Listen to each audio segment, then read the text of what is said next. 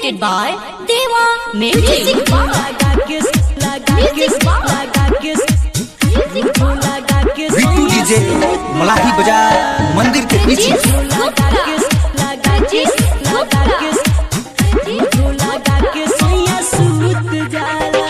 देवा recording studio दिखवा दुबौली। सुनो ये सखी सिला बोलमुआ बारंगीला, सुनो ये सखी सिला बोलमुआ बारंगीला, बॉडी के सारा नस को देला हमर ढीला, कोरी जब मना मुना रूस जाला, रोजो लगा के सोया सूत जाला, हाँ कोरी जब मना मुना रूस जाला, रोजो लगा के सोया सूत जाला। सुनो ये सखी सिला बोलमुआ बारंगीला, बॉडी के सारा नस को देला हमर ढीला, हाँ कोरी जब मना मुना रूस जाला, रोजो लगा के सोया सूत जाला, हाँ कोरी जब मना मुना रूस जाला, रोजो लगा के सोया सूत जाला, सूत जाला। डीजे बिट्टू मलाही बाजार।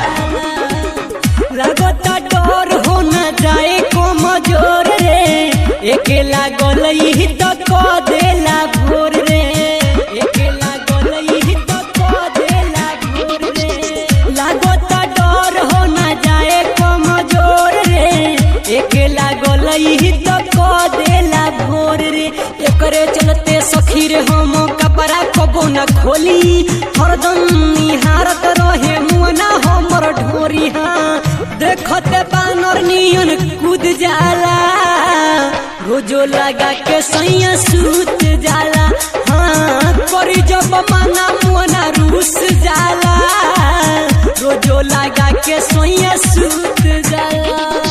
म्यूजिक लगा के लगा के सैया सूत जाला। डीजे बिट्टू मलाही बाजार। लगा के रोजो लगा के सैया सूत जाला। मिक्स बाय सुकेश सुरीला।